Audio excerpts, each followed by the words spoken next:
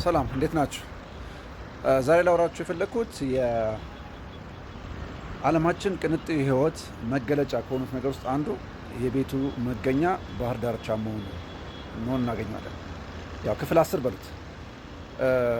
ይህን ስላችሁ በእንደዚህ ሰሞኑን በነገርኳችሁ የተለያየ አይነት መረጃዎች ውስጥ ዓለም ላይ በጣም ዘመናዊ ቤት፣ በጣም ቅንጡ ህይወት የሚኖርበት እና የሀብት መገለጫ ከሆኑ ነገሮች አንዱ ቤቶቻቸው ናቸው። እና እነዛ ቤቶች በአብዛኛው የሚሰሩት ባህር ዳርቻ ሆነው እናገኛለን።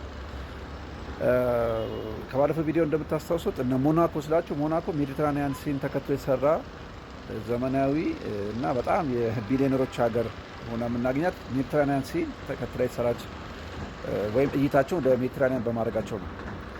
እዛው አውሮፓ ላይ ሆናል ሉክዘምበርግ ብንሄድ፣ ፈረንሳይ በጣም ትልቁ ፓላስ ብለን የምንጠቅሰው የዓለማችን ውድ ፓላስ ወይም ደግሞ ውድ የሚባል ፕራይቬት ፓላስ ወይም የግለሰብ ፓላስ የምናገኘው ባህር ዳርቻን ወደ ውቅያኖስ ዳርቻን ተከትሎ ነው። ሌሎቹ መጥቀስ ስላለን አሜሪካ ሄደን እነ ሳን ፍራንሲስኮ ስንሄድ ትልልቅ እንደዚህና ውድ የሚባሉ ቤቶች ወይ ደግሞ ዘመናዊ ህይወትና ውድነትን ቅንጦትን የምንገልጽባቸው ቦታዎች ያሉት እንደዚህ ባህር ዳርቻ ላይ ነው እናገኘዋለን። ዝቅ ብላችሁ እነዚህ ታዋቂ የዓለማችን ሴሌብሪቲስ የሚኖሩበት እነ ማያሚ ብናምን ብላችሁ ትወስዱት እነ ማያሚም እንደዛ ነው።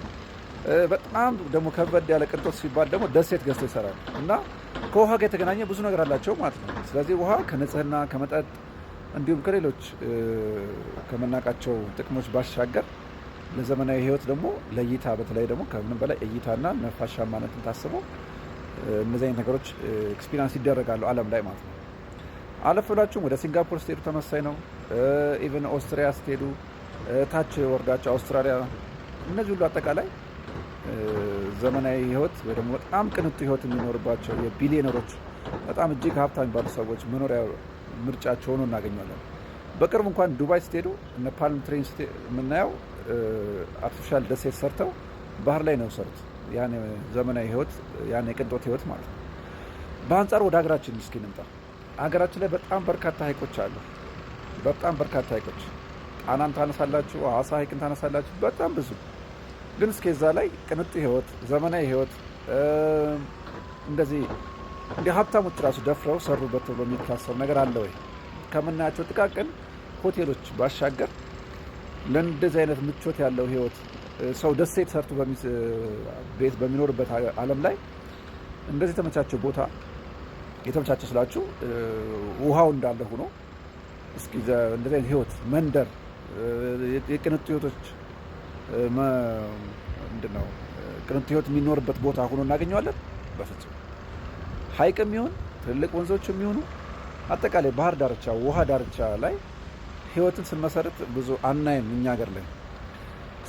እዚህ ላይ ምናልባት የአስተሳሰብ ችግር ነው እንዳላችሁ፣ አብዛኛው ባለሀብት ውጭ ቀመስ ነው። ውጭ ደርሶ ይመጣል፣ ብዙ ነገሮችን ያውቃል። በትንሹ ዱባይን ያውቃል፣ ሌሎችም ሀገሮች ያውቃል።